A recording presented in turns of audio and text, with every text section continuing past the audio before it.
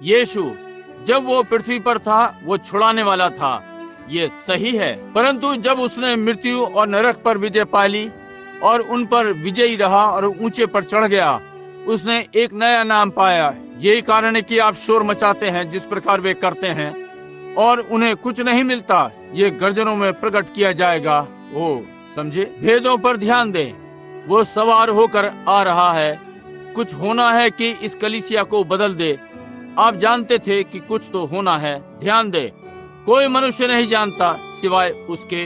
अब ध्यान दें, कोई मनुष्य नहीं जानता सिवाय उसके। वो लहू छिड़का हुआ वस्त्र पहने हैं और उसका नाम परमेश्वर का वचन है।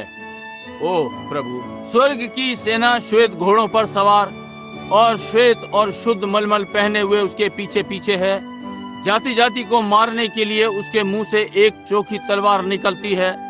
वो लोहे का राजदंड लिए हुए उन पर राज्य करेगा और सर्वशक्तिमान के भयानक प्रकोप की जलजलाहट की मदिरा के कुंड में दाख रौंदेगा। उसके वस्त्र और जांग पर ये नाम लिखा है, राजाओं का राजा, प्रभुओं का प्रभु।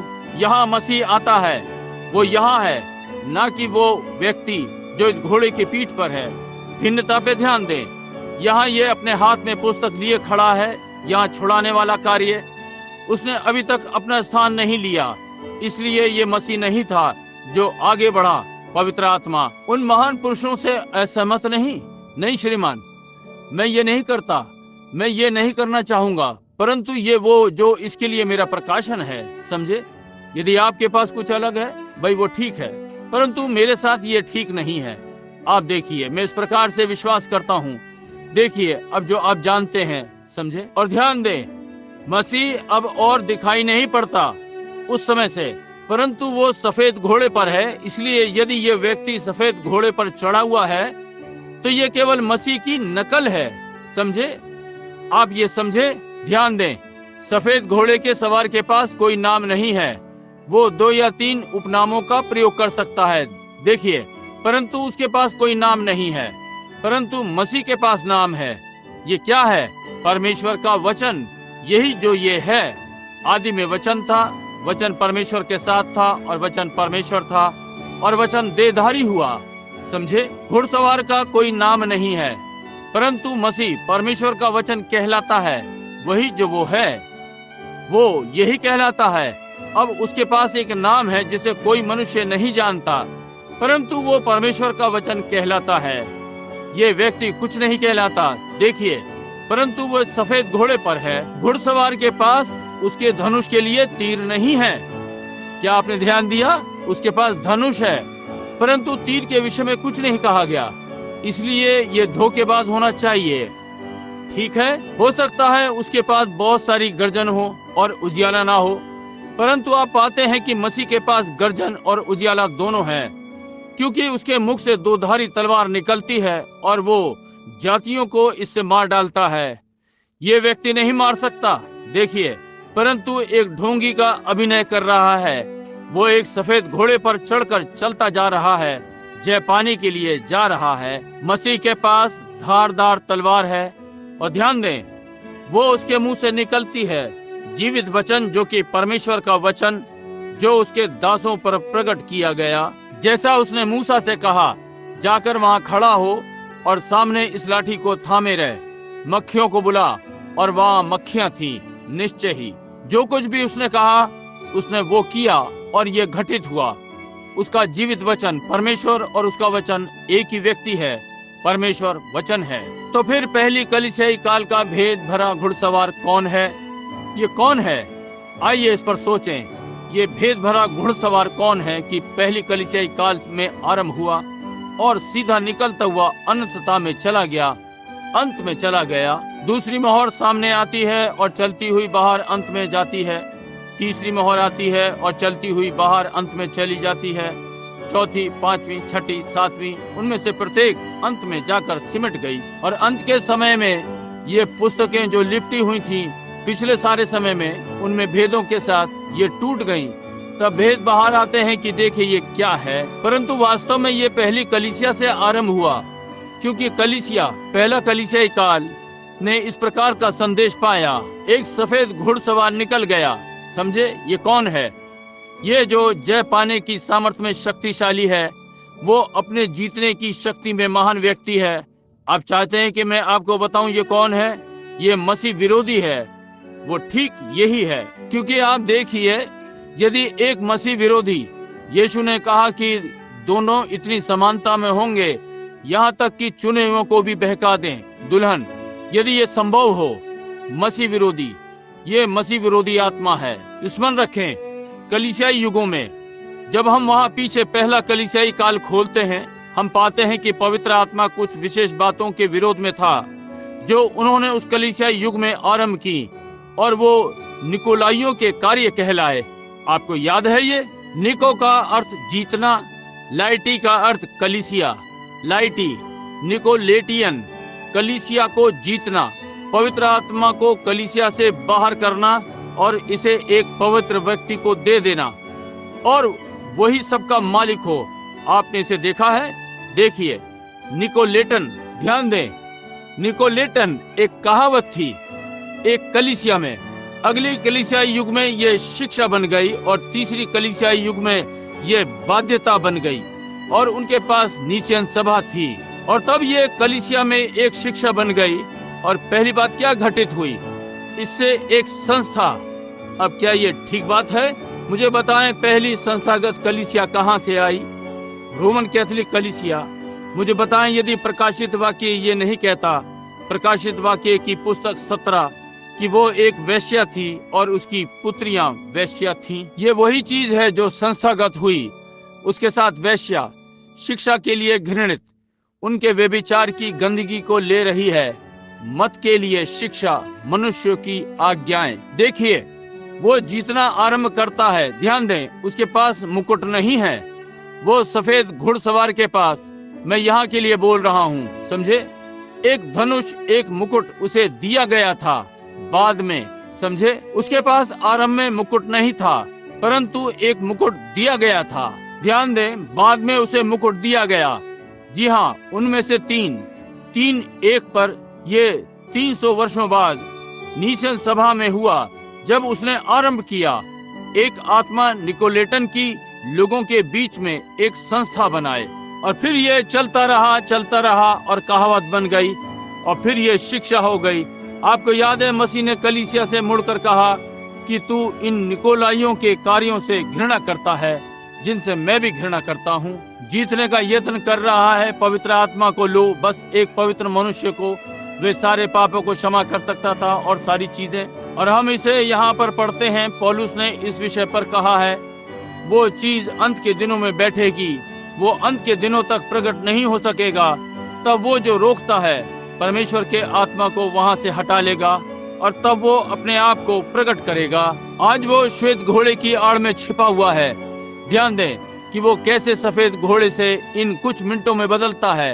वो केवल सफेद घोड़ा ही नहीं हो जाता, वो बहुत से सिरों और सींगों के साथ पशु हो जाता है। समझे? सफेद घोड़ा, अब तक वो एक धोखेबाज है, और यही कारण है कि लोग इस सारे समय उसे नहीं जान पाए। उन्होंने ये सोचा, परंतु अब वो यहाँ है। ये वचन के द्वारा प्रकट होने जा रहा है। जब निकोलाई, देखिए, मसीह विरोधी अंततः एक मनुष्य में अवतरित हो जाता है, तब उसने मुकुट धारण किया। जब वो कलीसिया में निकोलाई आत्मा में आरंभ हुआ, वो एक आत्मा है। आप आत्मा को मुकुट नहीं पहना सकते, परंतु 300 वर्षों के बाद वो पोप बन गया, और फिर उन्होंने उसे मुकुट पहनाया। उसके पास मुकुट नहीं था आरंभ में, परंतु उसे बाद में मुकुट मिला। देखा, जब वो आत्मा अवतरित हो गई, समझे, वो एक मनुष्य बन गया। निकोलाई शिक्षा मनुष्य बन गई, तब वे उसे मुकुट पहना सके। वे इसे नहीं कर सके, क्योंकि वो बस एक शिक्षा थी। महिमा हो। ध्यान दें, और जब वो पवित्र आत्मा हम में अवतरित हुआ, वो जो अब हमारे बीच में अब पवित्र आत्मा के रूप में है, हम में अवतरित है, व्यक्ति यीशु मसीह का, हम उसको ताज पहनाएंगे, राजाओं का राजा। ये ठीक बात है, समझे। अब स्मरण रखें उस समय के विषय में, जब मसीह सिंहासन पर आता है, मसीह विरोधी सिंहासन पर आता है, यहूदा। उस समय मसीह जब पृथ्वी पर से चला जाता है, यहूदा पृथ्वी से चला जाता है। समय के लगभग जब पवित्र आत्मा वापस आता है, मसीह विरोधी वापस आता है। आप जानते हैं यूहन्ना ने यहाँ कहा, छोटे बालकों, मैं नहीं चाहता कि तुम अज्ञान रहो। तुम मसीह विरोधी के विषय में जानते हो, जो कि पहले ही आकर अनाज्ञाकारी बालकों में कार्य कर रहा है। तब मसीह विरोधी वहाँ वो था, निकोलाई आत्मा के रूप में बनने लगा कि एक संस्था को बनाए। कोई आश्चर्य नहीं, मैंने इन चीजों से घृणा की। समझे वही आप हैं। ये मैं नहीं था, ये यहाँ कुछ था। वहाँ वो चीज है, वो बाहर आती है, आप इसे देखें। और मैं इसके आसपास में था, मैं इसे अब तक ना देख सका था, और मैं अब इसे जानता हूँ। ये वहाँ है, वो निकोलाई आत्मा परमेश्वर ने घृणा की। अब वो आत्मा अवतरित हो गई और उन्होंने उसे मुकुट पहनाया। और ये ठीक यहाँ पर है जो बाइबल ने कहा वे उसके साथ करेंगे। ये बिल्कुल ठीक है। ओ प्रभु, अवतरित, वो मनुष्य बन गया और फिर उन्होंने उसे मुकुट पहनाया। पढ़ें, ध्यान दें, या पढ़ें, बल्कि कैसे डैनियल कहता है वो कलीसिया का राज्य ले लेगा। क्या आप इसे पढ़ना चाहेंगे? इसे करने के लिए हमारे पास समय है, क्या हमारे पास नहीं है? ठीक है, सुनिए, आइए वापस डैनियल में चलें एक क्षण के लिए। डैनियल की पुस्तक निकालें और हम एक क्षण के लिए पढ़ेंगे, और हम और 15-20 मिनट या 30 या कुछ ऐसे ही लेंगे। डैनियल का 11वां अध्याय लें और 21वां पद लें। यहाँ डैनियल है। अब डैनियल बोल रहा है कि किस प्रकार से ये व्यक्ति कब्जा करने जा रहा है। उसके स्थान में एक तुच्छ मनुष्य उठेगा, रोम की बात, जिसकी राज प्रतिष्ठा पहले तो ना होगी। अब ध्यान दें, तो भी वह चैन के समय आकर चिकनी चुपड़ी बातों के द्वारा राज्य को प्राप्त करेगा। ठीक यही जो इसने किया, यही जो डैनियल ने कहा ये मसीह विरोधी करेगा। वो लोगों के स्थान में सही बैठेगा। जी हाँ, वो आज के दिन में लोगों के व्यंजन सूची में सही बैठेगा कलीसियाओं के लिए, क्योंकि इस कलीसिया काल में वे वचन नहीं चाहते मसीह, परंतु वे कलीसिया चाहते हैं। पहली चीज, वे आपसे ये नहीं पूछना चाहते कि यदि आप एक मसीही हैं, आप कौन नामधारी कलीसिया से हैं, कौन सी कलीसिया। वे मसीह को नहीं चाहते, वचन को। आप जाकर उन्हें वचन के विषय में बताएं कि कैसे ठीक रहें। वे ये नहीं चाहते। वे कुछ ऐसा चाहते हैं, वे जैसे चाहें जीवन बिताएं और कलीसिया में बने रहें और अपनी गवाही पालें। समझे? इसलिए वो उनकी व्यंजन सूची में सही बैठता है। बिल्कुल ठीक। और स्मरण रहे, अंत में वो स्त्रीवाचक कहलाई बाइबल में, और वो एक वेश्या थी और उसके पास पुत्रियां। बस आज की मांग में सही बैठता है। जो लोग चाहते हैं, ये वो है। परमेश्वर ने इसकी प्रतिज्ञा की है। जब वचन को अस्वीकार किया गया, तब वे अपनी इच्छाओं की ओर मुड़ गए। आइए फिर से थिस्सलुनीकियों को पढ़ें। मैं चाहता हूं कि 1 मिनट के लिए ध्यान दें। जी हाँ, अच्छा, हमने थोड़ी देर पहले पढ़ा दूसरा थिस्सलुनीकियों 2:9-11। इसने कहा वे होंगे, अस्वीकार करेंगे सत्य का त्याग।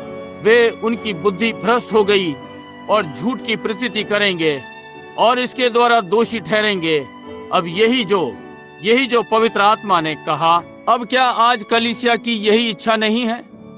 आप लोगों को बताने का यत्न करते हैं कि उनको ये करना है या वो, और वे आपको तुरंत ये बता देते हैं कि वे मेथोडिस्ट हैं, प्रेस्बिटेरियन हैं, या वे जो भी हैं। वे अपनी नाव में चप्पू नहीं चलाना चाहते। समझे?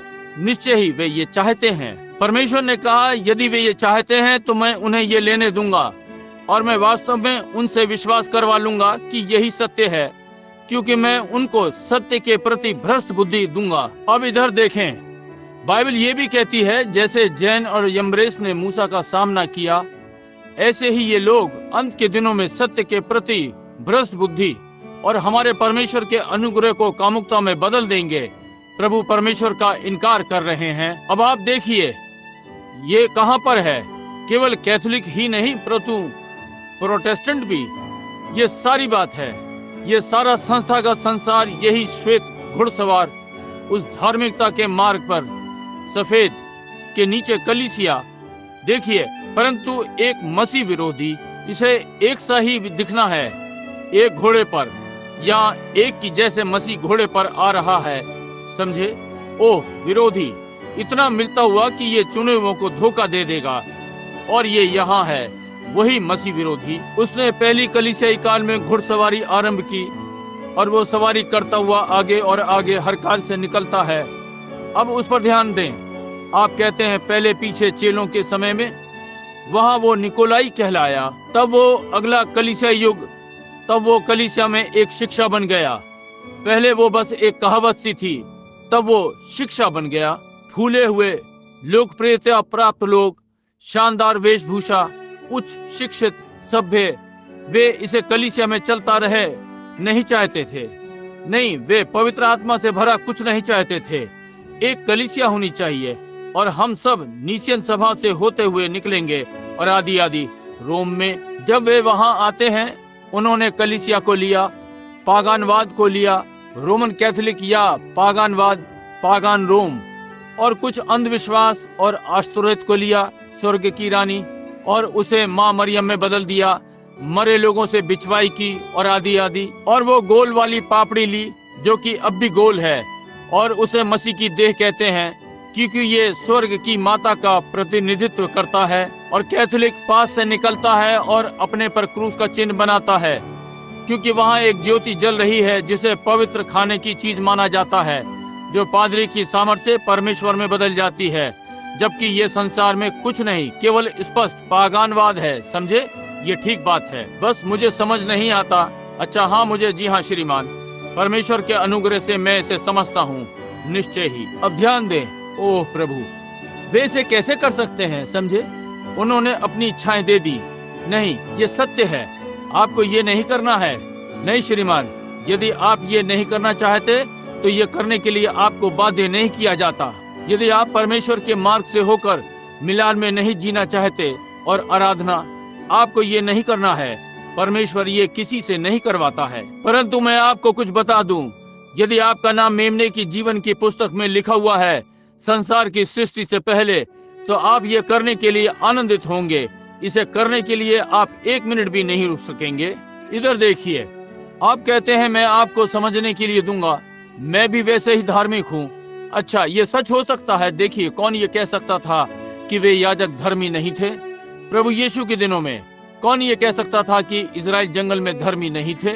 यहाँ तक कि जब वे, भाई परमेश्वर ने मुझे बहुत बार आशीषित किया है, जी हाँ, उसने उन्हें भी किया। उनको अपने जीवन को चलाने के लिए काम भी नहीं करना पड़ता था। उसने उन्हें स्वर्ग से खिलाया और यीशु ने कहा उनमें से हर एक मर गया और नष्ट हो गया। हमारे पूर्वज, उन्होंने कहा 40 वर्षों तक जंगल में मन्ना खाया, यीशु ने कहा, और उनमें से हर एक मर गया, अनंत काल के लिए अलग हो गया। समझे? उसने कहा परंतु जीवन की रोटी मैं हूँ जो परमेश्वर के पास से स्वर्ग से उतर आया हूँ। एक मनुष्य इस रोटी को खाता है और कभी नहीं मरेगा। समझे? वो जीवन का वृक्ष है। ध्यान दें कि कैसे और कब यीशु आया। वे याजक, वे वहाँ आए बहुत ही धर्मी लड़के, कोई नहीं कह सका कि वे भले मनुष्य नहीं थे। ओ, वे उस व्यवस्था की पंक्ति पर चले। हर चीज जो कलीसिया ने कही उन्होंने वो किया। यदि उन्होंने नहीं किया, वे पथरवा किए गए। और इस प्रकार से वो बाहर गया। आप जानते हैं कि यीशु ने उनको क्या कहा? तुम घास में छिपे सांपों का झुंड। ये मत सोचो क्योंकि तुम उस संस्था से जुड़े हुए हो तो तुम्हारा कुछ भी परमेश्वर से लेना देना है। और यीशु ने कहा तुम अपने पिता शैतान से हो। कहा हर बार परमेश्वर ने एक भविष्यद्वक्ता भेजा, क्या हुआ? तुमने उसे पथरवा करके गाड़ दिया और अब तुम जाकर उनकी कब्रों को चमकाते हो। क्या यही चीज कैथोलिक कलीसिया ने नहीं की? जॉन ऑफ आर्क को देखो और संत पैट्रिक और उन बाकियों को। वे ही हैं जिन्होंने उन्हें गाड़ा और फिर जॉन ऑफ आर्क की देह को खुदवाया और उसे नदी में फेंक दिया सैकड़ों वर्ष बाद, और उसे जादू के लिए जलाया। तुम अपने पिता शैतान से हो और उसके कामों को करते हो। ये बिल्कुल ठीक बात है। ये सारे संसार में जाएगा। समझे? ठीक है, यही जो यीशु ने कहा। और आप सोचते हैं कि ये ठीक है, ये अच्छा दिखाई पड़ता है वो सफेद घोड़ा, परंतु देखिए आपको क्या मिला। ठीक यही जो सवारी कर रहा है अब। परंतु उसने कहा वे इसे चाहते हैं, इसलिए वो उन्हें एक जबरदस्त भ्रम में डालेगा। याद रहे प्रकाशित वाक्य 17 की ये वेश्या, वो एक भेद थी, बाबुल का भेद, वेश्याओं की माता। और यूहन्ना ने उसकी प्रशंसा की जैसे कि ये मनुष्य। देखिए, प्रतीक्षा करें, हम यहाँ आते हैं और इसे यहाँ इस घोड़े को देखते हुए देखते हैं। समझे? परंतु ध्यान करें, ये था इसका उसका क्या हुआ? उसने इसकी बहुत ही प्रशंसा के साथ प्रशंसा की, परंतु भेद ये था, उसने मसीह के शहीदों का लहू पिया। एक सुंदर कलीसिया वहां पर बैठी है, सोने और बैंगनी वस्त्र से सुसज्जित है, और उसके हाथ में व्यभिचार की घृणित वस्तुओं का कटोरा है। व्यभिचार क्या है? अधर्म का जीवन। यह उसकी शिक्षा जो उसने दी, परमेश्वर के वचन को लेकर और उसे प्रभाव रहित बनाना, मरियम की जय करने के द्वारा, और ये सब प्रकार की चीजें और उन्हें देना, और पृथ्वी के राजाओं ने उसके साथ व्यभिचार किया। अच्छा, आप कहते हैं ये कैथोलिक कलीसिया है, परंतु वो वेश्याओं की माता थी। देखा, वो चीज जो वो थी, आप वही हैं। क्या हुआ जब सुधारक मर गए और उसका संदेश मर गया? आपने उससे संस्थागत कर दिया और आवारा लोगों का झुंड उसमें मिला लिए और चीजों को वापस वैसे ही आरंभ कर लिया जिस प्रकार वो चाहते थे। आपने वचन के साथ स्थिर रहना ना चाहा, बजाय इसके कि वचन के साथ चलते वे वहीं टिके रहे। यही है। ओ, आप ये ना करें, वो यही है। इसे वहां देखें, ध्यान दें। ये एक चीज है जिसे हम बंद करने से पहले एक दो चीजों पर और ध्यान देंगे। ये राजकुमार था जो नष्ट किया गया था, डैनियल के लोग। क्या आप ये विश्वास करते हैं? अब मैं इसे बनाने जा रहा हूँ। यदि आप थोड़ी सी सहायता करेंगे, मेरे साथ नरम रहें कुछ मिनटों के लिए। मैं इसे जल्द बनाऊंगा, जितनी जल्दी मैं इसे कर सकता हूँ, परंतु मैं इसे सकारात्मक बनाना चाहता हूँ, क्योंकि मैं पवित्र आत्मा मुझे ये देता है, वैसे ही निश्चित रूप से जैसे मैं यहाँ खड़ा हूँ। समझे? अब देखिए, आइए वापस जाकर फिर डैनियल को लेते हैं। एक मिनट, मैं आपके लिए कुछ पढ़ना चाहता हूँ। क्या यदि आप वापस नहीं जाते? ये ठीक है। मैं डैनियल 9 को पढ़ना चाहता हूँ, डैनियल 9, और मैं 26 और 27 पद डैनियल 9 का पढ़ना चाहता हूँ। और ध्यान दें, यदि यही है जो डैनियल के लोगों को नष्ट करता है, तो वो ये क्या करने जा रहा है? उन 62 सप्ताहों के बीतने पर अभिषिक्त पुरुष काटा जाएगा। देखिए, वो 70 सप्ताहों में से 62वें सप्ताह में काटा जाएगा, और उसके हाथ कुछ ना लगेगा।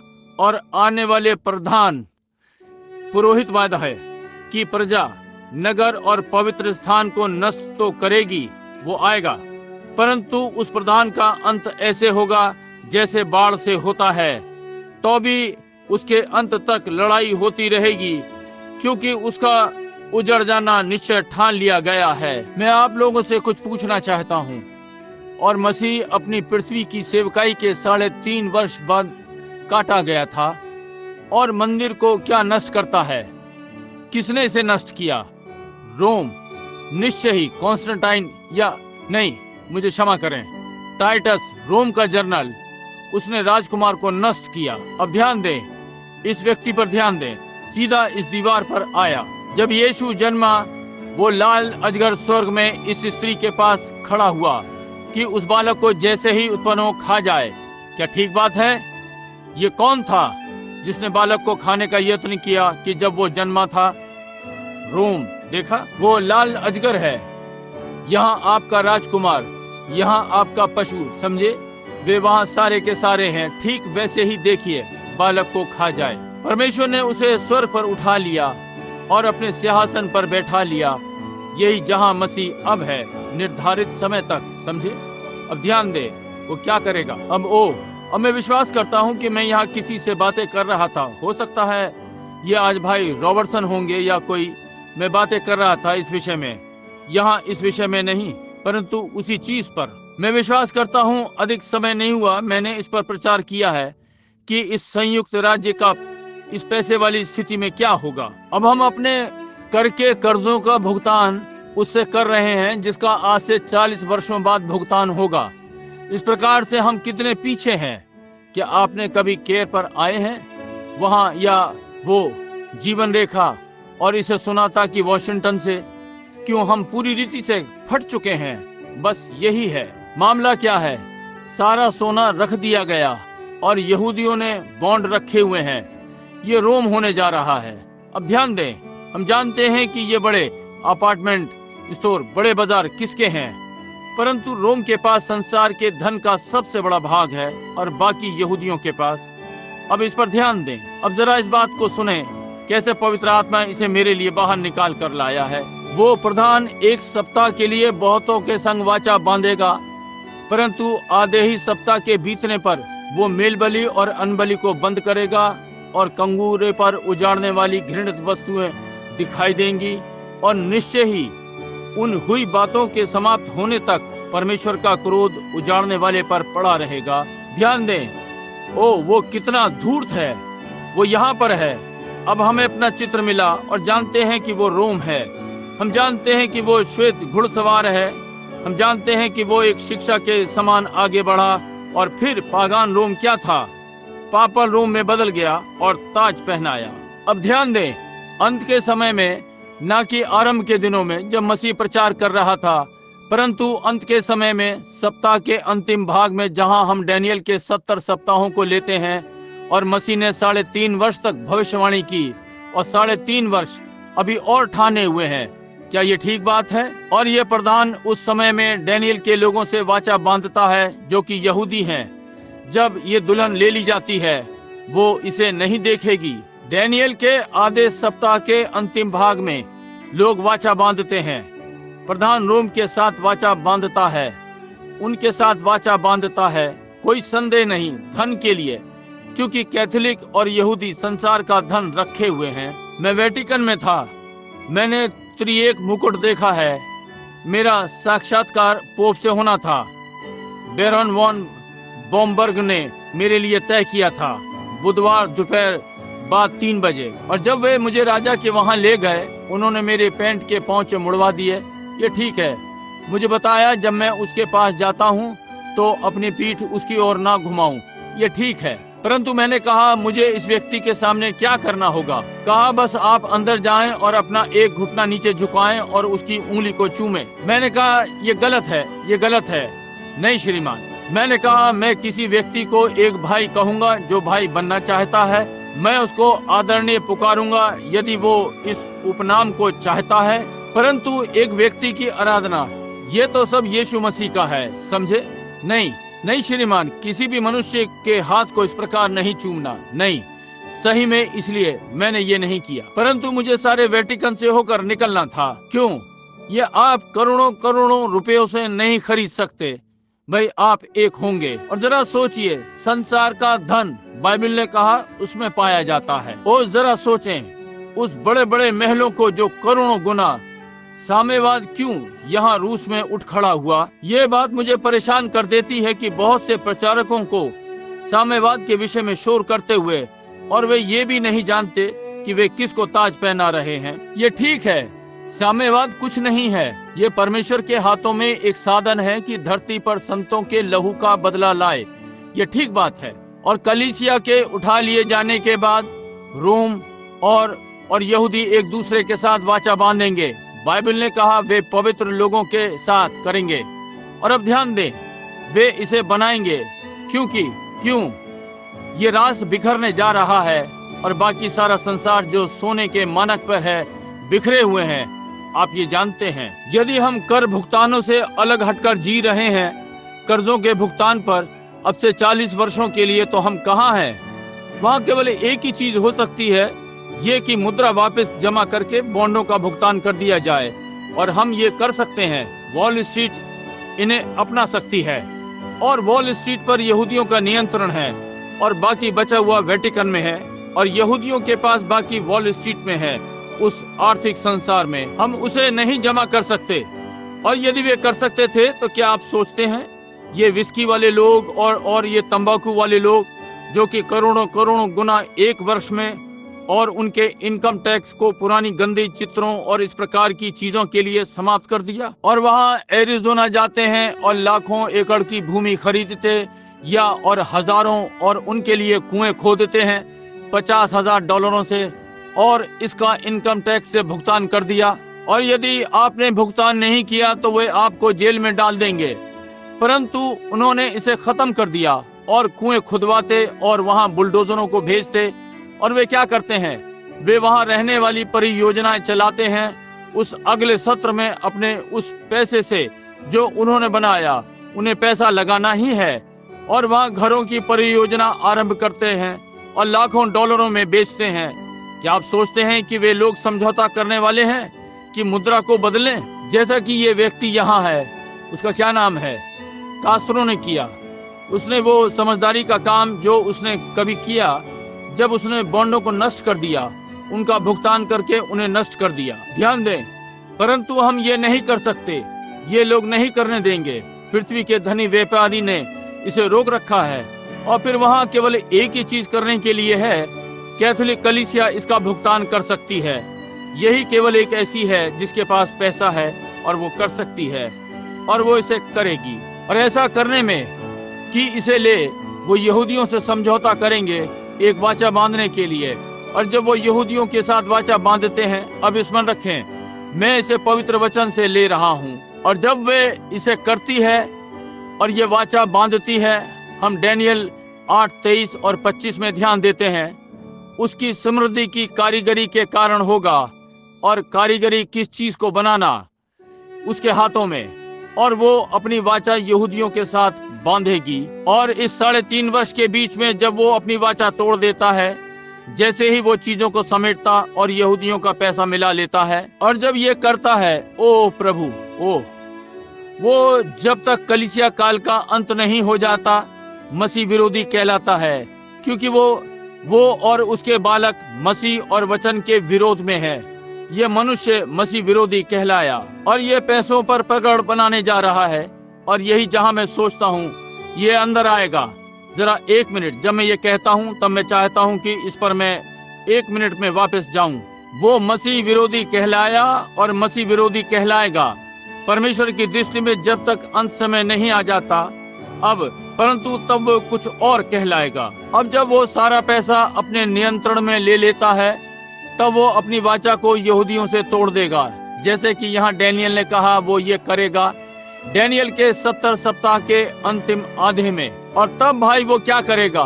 वो संसार का सारा व्यापार और अर्थव्यवस्था एक समझौता संसार के साथ, क्योंकि वो संसार की सारी संपत्ति पूरी रीति से पकड़े होगा। और उस समय के चलते वे 2 भविष्यद्वक्ता दृश्य में आएंगे और 1,44,000 को बुलाएंगे। तब क्या होगा?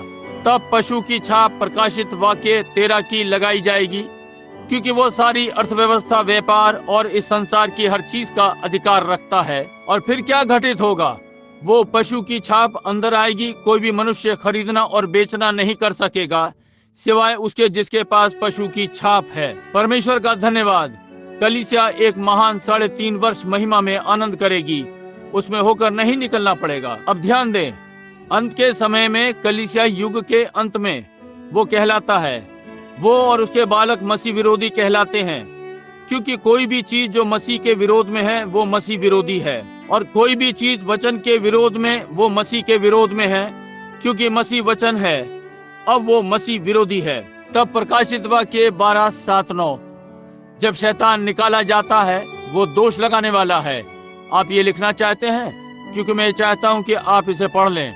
अब हमारे पास समय नहीं है, ये बंद कर दिया।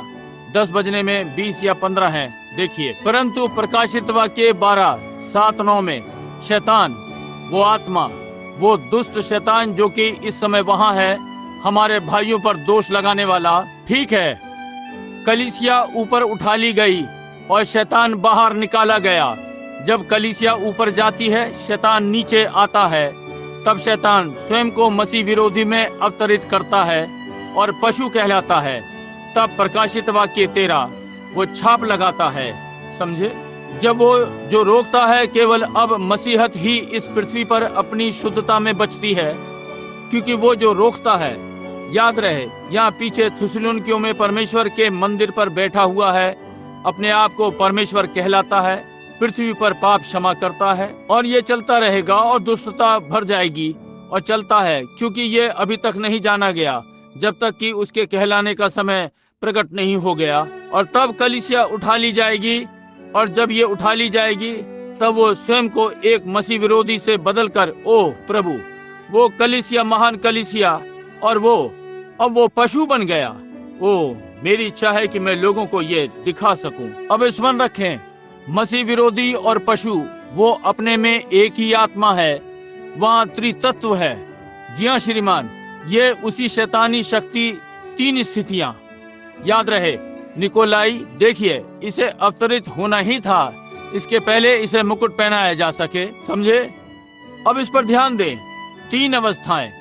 पहली अवस्था वो मसीह विरोधी कहलाता है, दूसरी अवस्था वो झूठा भविष्यवक्ता कहलाया, तीसरी अवस्था वो पशु कहलाया।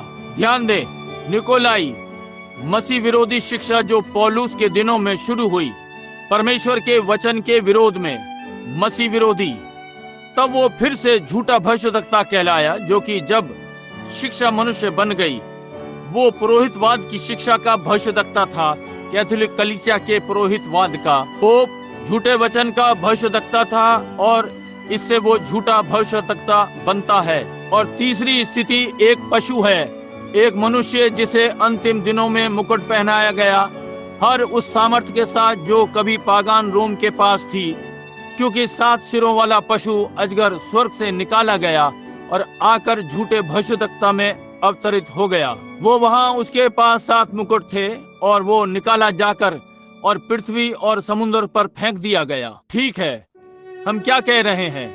ये सवार कौन है? ये घुड़सवार, क्या आप जानते हैं कि ये क्या है? ये शैतान का श्रेष्ठ मानव सुपरमैन है। उस रात्रि में गया, इस समय वो 2 भाई कलीसिया में बैठे हैं, भाई नॉर्मन वहाँ पीछे और मैं विश्वास करता हूँ भाई फ्रेड।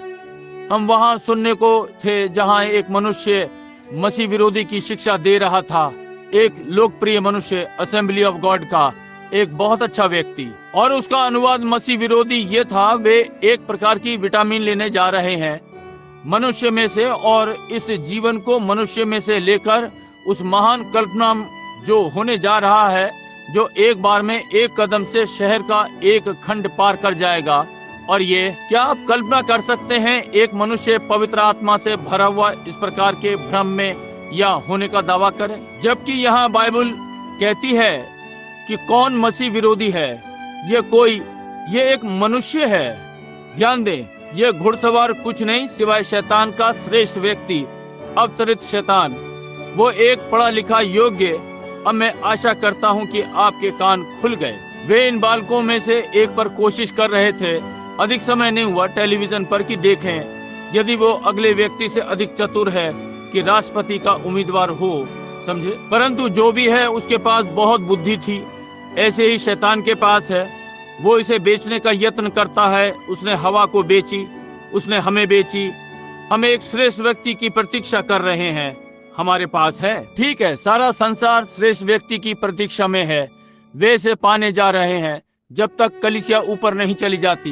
प्रतीक्षा करें और शैतान निकाला जाता है, वो अवतरित होगा।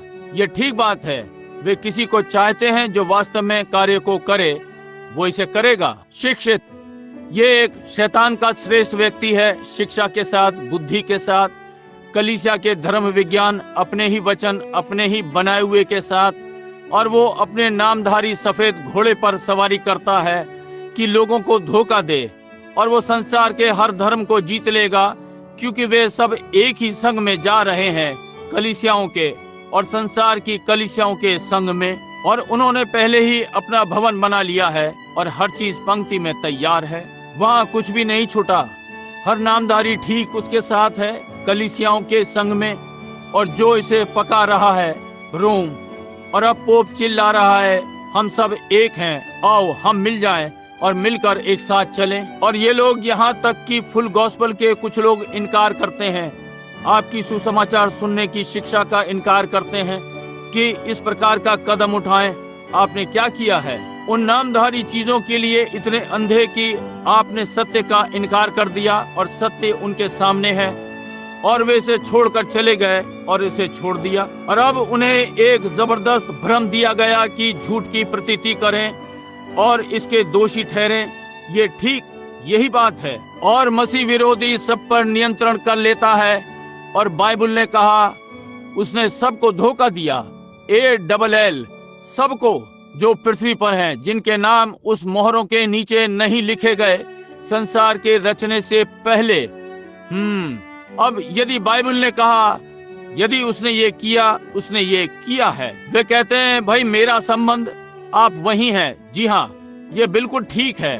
ये वही वैश्या संस्थान, ये वही पद्धति जो आरंभ में शुरू हुई, जो कि मसीह विरोधी है सारे में। मैं इसे सुनूंगा, परंतु ये सत्य है, मेरी आशा है। आमीन। अब ध्यान दें, वो जीत जाएगा और लगभग उसकी पकड़ में है इस समय, जबकि वो अब भी मसीह विरोधी है, इसके पहले कि वो पशु बन जाए। आप क्रूर दंड के विषय में बातें करते हैं। आप जरा प्रतीक्षा करें, ध्यान दें कि यहाँ पृथ्वी पर क्या बचा है, इसमें से होकर निकलना है। वहां पर रोना होगा और शोक और दांतों का पीसना, क्योंकि ड्रैगन रोम ने अपने मुंह से पानी उगला है, ताकि स्त्री के वंश के साथ युद्ध करे जो दुल्हन के चुने और ले जाने के बाद पृथ्वी पर रह गए हैं। और अजगर ने बचे हुओं के साथ युद्ध किया, अंदर ना आना चाहा और खदेड़े गए थे। और वास्तविक इसमें से होकर निकलेगी यदि ये संभव हुआ। परंतु आप देखिए, वे लोग इस लहू के नीचे हैं मसीह के अनुग्रह से, और वे पीड़ाओं में से होकर नहीं निकल सकते। उनके लिए कोई पीड़ाओं का काल नहीं है। कलीसिया के लिए अगली चीज उठा लिया जाना है। आमीन और आमीन।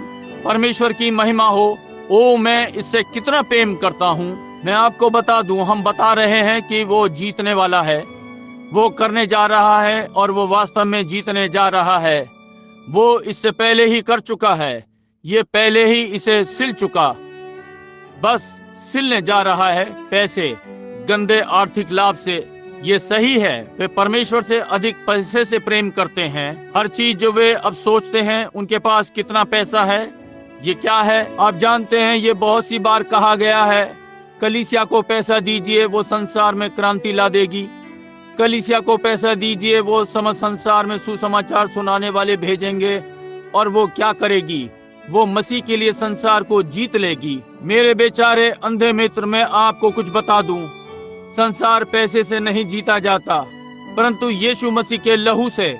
परमेश्वर को वो बहादुर मनुष्यों को दें जो वचन पर खड़ा रहेगा, जिए या मरे वो जीतेगा। वहाँ केवल एक चीज होगी जो जीती जा सकती है, वे जिनके नाम मेमने की जीवन की पुस्तक में लिखे हैं। संसार के रचने से पहले केवल वही इसे सुनेंगे। पैसे से इसका कुछ लेना देना नहीं होगा, वो उनको उनके नामधारी रीति रिवाजों में आगे बढ़ा देगा। आइए देखें। जी हाँ, उन शिक्षित प्रतिभावान वो होगा, वो तेज होगा। और उनके आसपास उसके बालक तेज तरार होंगे, PhD, LLD, LLD, QSD, ABCD, EF, नीचे Z तक। वे इसे लेंगे कि बुद्धिमान हो जाएं। क्यों? ये शैतान की व्यवस्था अनुसार है। कोई भी चालाक धूर्त बाइबल के विरोध में वो शैतान का है। ठीक यही जिससे उसने हवा को लिया। हवा ने कहा, ये लिखा है, परमेश्वर ने हमारे लिए कहा है ये ना करें। उसने कहा, परंतु प्रतीक्षा करें, निश्चय ही परमेश्वर ये नहीं करेगा, परंतु मैं तुम्हारी आंखें खोल दूंगा और तुम्हें कुछ बुद्धि दूंगा। उसे ये मिला। हम उसे चाहते हैं, हमारे पास भी है। ये राष्ट्र, ध्यान दें, वो सारे धार्मिक संसार को जीत लेगा। वो जीत लेगा, डैनियल के लोगों के साथ वाचा बांधेगा। यहाँ ये दोनों हैं, अन्य जाति और डैनियल के लोग, यहूदी, अंतिम सप्ताह के लिए। और यहाँ हम हैं, यहाँ तक कि श्यामपट पर चित्रित किया, और आप इसे सिद्धता में देखते हैं जहाँ ये है। परमेश्वर का धन्यवाद हो, ये वहाँ है। वो संस्थागत व्यवस्था शैतान की है, और ना ही इस पर कोई कोंचा कांची नहीं है। समझे? बिल्कुल ठीक, ये शैतान की जड़ है। ये अब ना कि लोग, ना वहाँ के लोग, उनमें बहुत सारे परमेश्वर के लोग हैं। परंतु आप जानते हैं क्या, जब हम यहाँ पहुँचते हैं, जब तक हम इन तुरैयों का फूंकना ना लें, और अगली बार मैं आता हूँ, ये तुरैयों की आवाज याद रखें। जब वे अंतिम स्वर्गदूतों का तीसरा स्वर्गदूत आता है, मेरे लोगों तुम बाहर आ जाओ। जब वो स्वर्गदूत उड़ता है, उसी समय वो संदेश यहाँ तो अंतिम तुरई के लिए उतरता है। अंतिम स्वर्गदूत का संदेश, अंतिम मोहर खुली, ये सब एक ही समय में घटित होगा। जी हाँ श्रीमान, सब कुछ उलट जाता है और अनंतता में चला जाता है। अब क्या? और इसी समय में ये व्यक्ति जीत रहा है। फिर मैं बंद कर दूंगा, और तब परमेश्वर भी कुछ करने जा रहा है। यहाँ हम शैतान को सारा श्रेय न दें, कुल मिलाकर हम उसके विषय में बातें ना करें। समझे?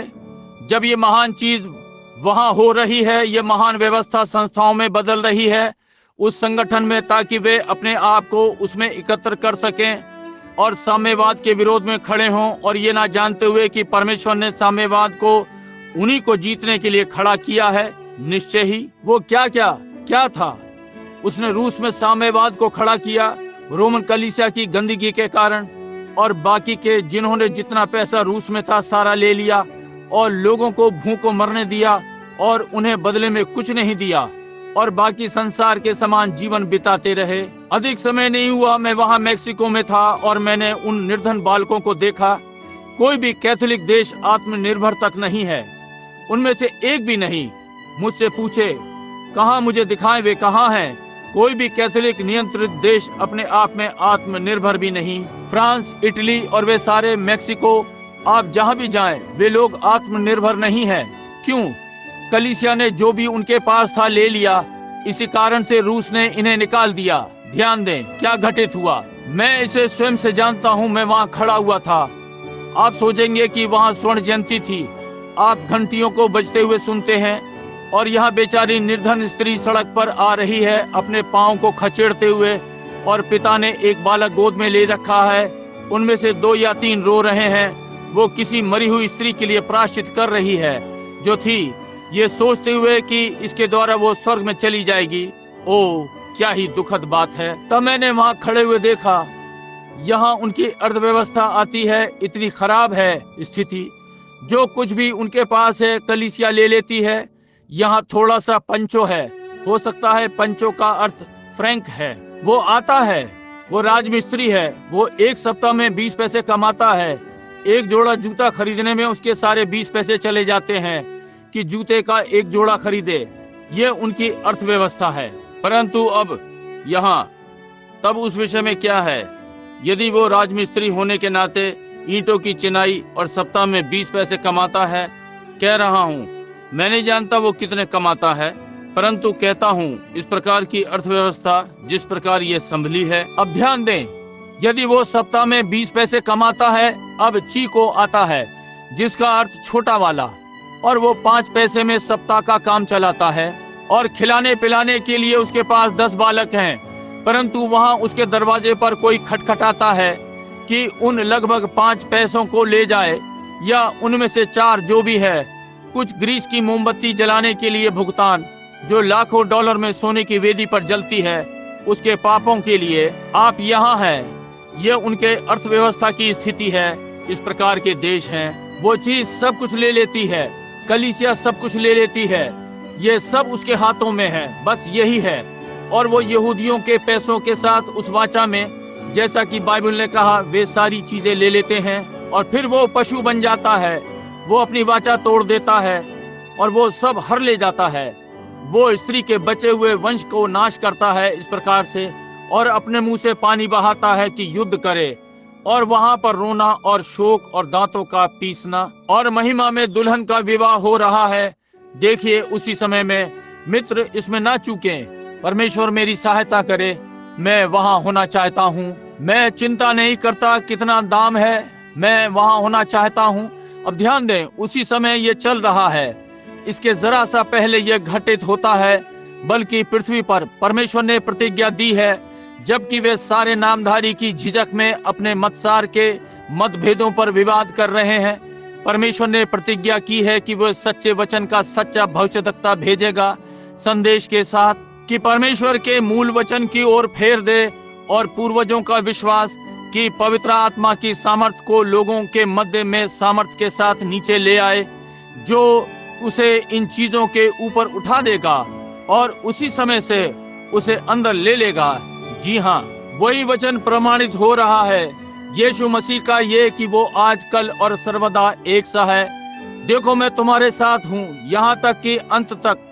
वे कार्य जो मैं करता हूँ तुम भी करोगे। मैं ठीक तुम्हारे साथ होऊंगा। थोड़ी देर में और वे मुझे और नहीं देखेंगे, क्योंकि वे अपने आप को संगठित कर लेंगे और बिखर जाएंगे, परंतु तुम मुझे देखोगे, क्योंकि मैं तुम्हारे साथ होऊंगा और तुम्हारे अंदर होऊंगा अंत तक, जब तक कि उसने कहा अंत के बाद उसका क्रोध उंडेला जाएगा। आप वहीं पर हैं ओ परमेश्वर। ये सफेद घुड़सवार कौन है? आप अंधे नहीं हैं। आप देखिए ये कौन है? ये मसीह विरोधी है और ये धोखा देने वाली आत्मा जो निकली हुई और रेंग कर अंदर आती है बनाया। और फिर देखिए परमेश्वर इसे दोहरा रहा है। वो दर्शा रहा है कि एक मनुष्य के समान सफेद घोड़े पर जा रहा है और अपने धनुष के साथ, और तीर नहीं है, वो धोखेबाज है, उसमें कोई सामर्थ नहीं है। कहे कलीसिया की सामर्थ ये कहाँ पर है? वे क्या करते हैं? वे कहते हैं हम ही मूल कलीसिया हैं। वास्तविक कलीसिया प्रेतों को निकालती है, बीमारों को चंगा करती है, मृतकों को उठाती है, दर्शन देखती है और सब कुछ। ये अब कहाँ है? समझे, धोखा है, धनुष बिना तीर के। ओह, ये ठीक बात है। परंतु आप देखिए, जब मसीह आता है तो उसके मुंह से बिजली के तेज के समान तलवार निकलती है और ये निकलकर और उसके शत्रुओं को भस्म करती है और शैतान को निकाल देता है। ये हर चीज को काट डालता है और वो आता है, उसका वस्त्र लहू में डूबा है और उसकी जांघ पर लिखा हुआ है परमेश्वर का वचन। आमीन। यहाँ वो आता है अपनी सेना के साथ जो स्वर्ग से आ रही है। वो सफेद घोड़े पर सवार, वो पृथ्वी पर सारे समय रहा, वो मसीह विरोधी से बदल जाएगा। वो ये करता है और झूठा भविष्यवक्ता हो जाता है। देखिए, पहले वो मसीह विरोधी से आरंभ करके वो आत्मा, तब वो झूठे भविष्यवक्ता में बदल जाता है, तब बाद में वो शैतान निकाला जाता है, तब वो शैतान का अवतरित हो जाता है। 3 अवस्थाएं। पहले वो एक शैतान है आरंभ से, शैतान की आत्मा, फिर वो एक झूठा भविष्यवक्ता हो जाता है, झूठी शिक्षाओं का शिक्षक। अगली चीज, वो अपने में ही शैतान होकर आता है, अवतरित। समझे, वहां वो है। और इसी समय में शैतान स्वर्ग से गिराया जाता है और मनुष्य में अवतरित हो जाता है। पवित्र आत्मा ऊपर जाता है और ये नीचे मनुष्य में अवतरित हो जाता है। आमीन। ओह प्रभु, क्या ही समय है। कल रात्रि प्रभु चाहेगा तो दूसरी मोहर। आप उससे प्रेम करते हैं? अब आप इसका विश्वास करते हैं? आप जरा टेप को बंद कर दें। अब मैं इससे सुनने जा रहा हूँ। आप ये जानते हैं। देखिए, परंतु मैं आशा करता हूँ कि भाई मैं आपको कुछ बता दूं। मुझे अब मालूम पड़ा कि क्यों एक बार मेरे जीवन में क्यों वो आत्मा सदा संस्थागत के विरोध में मुझे चेतावनी देता रहा। मैं प्रभु परमेश्वर का आभारी हूँ कि मुझे ये चीज दिखाई।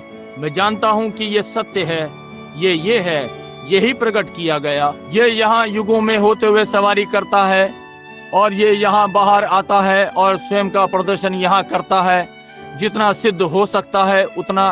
देखिए, ये वो है। अब हमने इस पर धोखा नहीं खाया। अब आपकी आंखें खुल गई हैं। इस प्रकार की चीज से दूर रहो और अपने पूरे हृदय से प्रभु से प्रेम करो और ठीक उसके संग बने रहो। जी हाँ श्रीमान, बाबुल से बाहर निकल आओ। 3 बातें वचन से प्रमाणित हुई, चित्र के द्वारा दिखाया, आत्मा के कामों के द्वारा प्रकट हुआ, प्रमाणित किया कि ये वचन है, होने पाए। वचन इन रुमालों पर आए। प्रभु बीमारों को चंगा करे, हर बीमार को जो यहाँ उपस्थित है चंगा करे प्रभु। और वे जो बाहर जिन्होंने लिखा है, फोन किया, पिता इस घड़ी में एक और चंगाई है जिसे अभी किया जाना है और हम चंगाई सभा में बढ़ रहे हैं। परंतु प्रभु ये वो प्राण है, हम चाहते हैं कि यह अनुक्रम में हो प्रभु, और इन चीजों को आना चाहिए। हम प्रार्थना करते हैं परमेश्वर कि अब आप इन वचनों को लेंगे जो कि कहे गए हैं और लोगों के लिए वास्तविक कर देंगे। प्रभु ये इन्हें देखने दें समय की तकलीफ होते हुए। और पिता आप जानते हैं, इसलिए मैं प्रार्थना करता हूँ कि बहुत कुछ कह दिया गया है कि पवित्र आत्मा इसे लेगा और इसे हृदयों में प्रकट करेगा। वे जो लिख रहे हैं उन वचनों को होने पाए ये अध्ययन करें। वे जो टेप बना रहे हैं या टेप सुन रहे हैं, वे इसका अध्ययन करने पाएं। अब वे इसमें अपना अनुवाद ना डालें, बस वचन का अध्ययन करें। पिता इसे ग्रहण करें यीशु के नाम में। मैं सबको आपको समर्पित करता हूँ और आपकी महिमा के लिए। आमीन आमीन। ओ धन्यवाद। ओ यदि यहाँ पर कोई ऐसा है जो उसे क्षमा में ना जानता हो तो अब कर ले ये सीधी कठोर फटकार को सुनते हुए। यदि आप कभी समीप आने की आशा करते हैं तो इसे अब कर लें, क्योंकि इसके बाद के दिन क्या हो यदि वो मोहर का टूटना हो, क्या हो यदि वो सरदूत जो यहाँ भेजा गया, जो मुझे धमाके में पृथ्वी पर से उठा दिया, उस दिन वहाँ पीछे खड़ा हुआ था जब 3 गवाहियाँ यहाँ पास ही खड़ी हैं, जो कि मैंने जाने से पहले आपको बता दिया था कि एक धमाका होगा जो लगभग मुझे ऊपर उठा देगा। और मैं 7 स्वर्गदूतों के द्वारा ऊपर उठा लिया गया और पूर्व की ओर से आए ऐसी चीज की जो मुझे भूमि पर से हिला दिया। क्या ये ठीक बात है भाई नॉर्मन, भाई फ्रेड सॉथमैन, जो मेरे साथ वहाँ खड़े हुए थे जब ये टूसान के ऊपर घटित हुआ और वहाँ बैठे हुए अपने कपड़ों पर से गोखरू निकाल रहा था, ठीक जैसे दर्शन ने कहा था, और ये दक्षिण था टूसान की ओर। यदि ये सही है तो अपना हाथ उठाएं। भाई फ्रेड, भाई नॉर्मन वहाँ वे हैं। अपने पैरों पर खड़े हो जाएं ताकि लोग आपको देख सकें कि जहाँ एक गवाही है। मैंने इस प्रकार की बात कभी नहीं सुनी अपने जीवन में। और तुरंत ही उन्होंने शिकार नहीं किया पूरे दिन। अगले दिन मैंने फ्रेड से विनती की, उसे ये नहीं मालूम था। मैंने उसे विनती करी कि जाकर शिकार करे। कहता रहा करो करो, परंतु उसने कहा, उसने मुझे पहले बताया वो इसे नहीं करेगा। अब तुम पूर्व की ओर जा रहे हो। और वे 7 स्वर्गदूत, पहला धमाका वो खुल गई। जी हाँ, क्या हो यदि ये है, हम अंतिम घड़ी में हैं, समझे। मैं प्रेम, आइए उसकी आराधना करें। मैं उससे प्रेम करता हूँ क्योंकि उसने मुझसे पहले प्रेम किया। आइए खड़े हो जाएं और मेरे उद्धार को खरीदा उस कैलवरी के वृक्ष पर। आइए अपने हृदयों को अब साफ करें भाइयों, जैसे कि हम अपने सिरों को झुकाते हैं। मेरी बहनों, मैंने आप लोगों से बुरी तरह से बात की, परंतु मैंने ईश्वरीय प्रेम में होकर ये किया है। ये मैंने किया है क्योंकि मैं आपसे प्रेम करता हूँ। लंबे बाल रखने और वेशभूषा और सही व्यवहार, मैंने ये ईश्वरीय प्रेम के कारण किया है। आइए अब अपने विवेक को शुद्ध करें, जबकि परमेश्वर का निरंजक है। प्रातः हो सकता है बहुत देर हो जाए, वो आगे बढ़ जाए। ये चीज इस प्रकार से आ रही है भाइयों, हो सकता है कि ये बिचवाई के कार्यस्थल का अंत हो। क्या आपने कभी इस विषय में सोचा? भाई मैं नहीं जानता कि ये है, मैं नहीं कहता कि ये है, परंतु क्या यदि ये हो, क्या हो यदि ये हो, इस विषय में क्या है? फिर कोई और छुटकारा नहीं, ये समाप्त हो गया। उस समय मैं आशा करता हूँ कि ये नहीं हुआ, परंतु संभावना है कि ये है। मैं उसे प्रेम करता हूँ। मैं, प्रभु हमें शुद्ध कर दें, से प्रेम करता हूँ क्योंकि उसने पहले मुझसे प्रेम किया और मेरे उद्धार को खरीदा